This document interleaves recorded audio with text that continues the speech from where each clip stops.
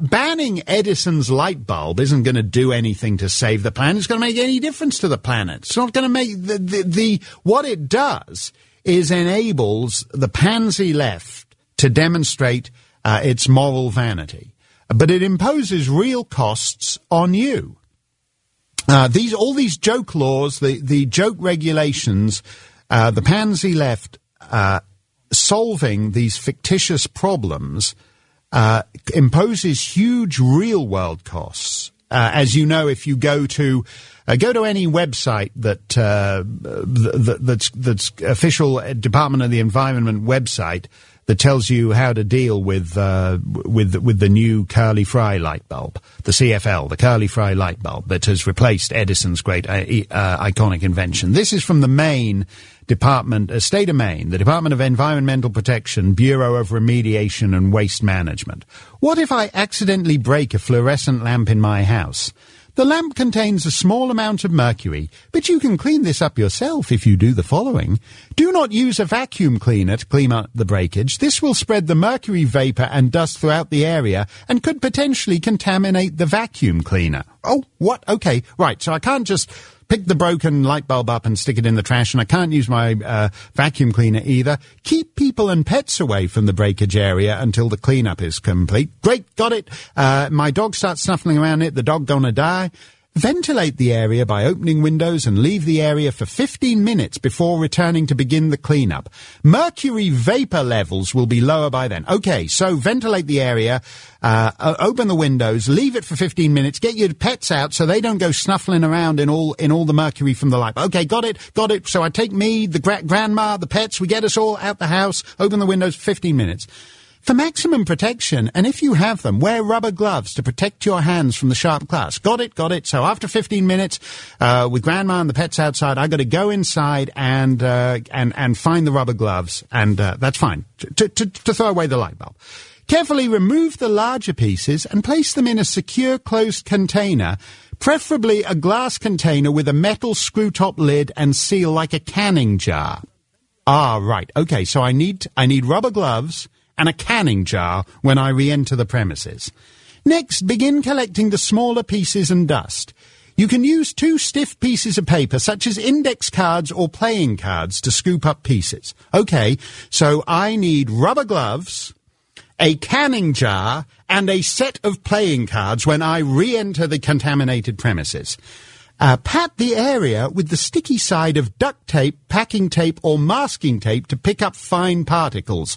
Wipe the area with a wet wipe or damp paper. Okay, I gotcha now. When I re-enter the premises, I need rubber gloves, I need a canning jar, I need a set of playing cards, and I need duct tape. Put all waste and materials into the glass container, including all material used in the cleanup as well. So you got to throw away your playing cards and your gloves and your duct tape and the canning jar too, and label the container as Universal Waste Broken Lamp.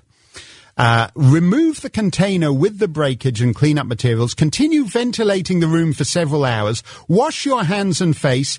Take the glass container with the waste material to a facility that accepts universal waste for recycling. So you can't toss it in the trash. You can't toss it in your regular town dump. You got to take it to a special facility.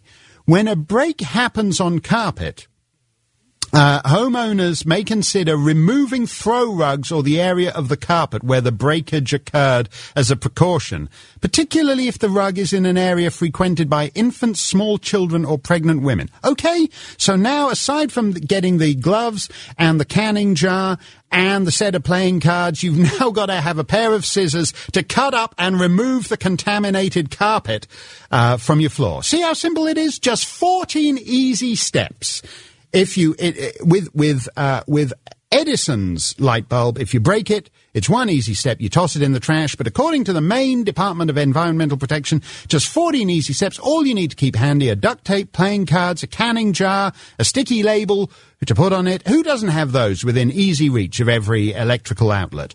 If the only canning jar you have, if you've got like a mason jar, but it's still got your pickles and berries in it, they also add, the Bureau of Remediation and Waste Management adds, you may need to empty it into another container before using it. I mean, don't ask me why. Are they just stating the obvious, or will the mercury mutate with the content to create some giant toxic pickle that will rampage up the Maine coast all the way down east to Campobello Island, where it will pick up the Roosevelt summer retreat and crumple it like matchsticks and hurl it across the Bay of Fundy to Nova Scotia. I certainly hope so, because it would be hard to devise a more fitting end to the home of Franklin Roosevelt, the father of big government, than ending up as a pile of worthless Canadian rubble. This is the official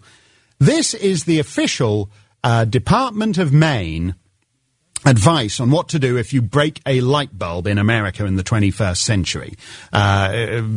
Culminating in, don't forget to empty any pickled tomatoes or persimmon jelly you may have into another mason jar. And if you don't have another mason jar, so that's now 2 mason jars you need if you break a light bulb. And if you don't have another mason jar available, just empty the pickled tomatoes or the persimmon jelly onto the carpet, because as the Bureau of Remediation also tells us, you're going to have to throw the carpet out anyway. And any other fabrics that come into contact with the curly fry light bulb. What was that, Mr. Snerdley? Yeah, thank you, Fred Upton. Fred Upton, by the way, the new guy. This is the revolution of November the 2nd. We now have a strong conservative chairman of the relevant committee, House committee on this, and it's Fred Upton who believes in all this nonsense.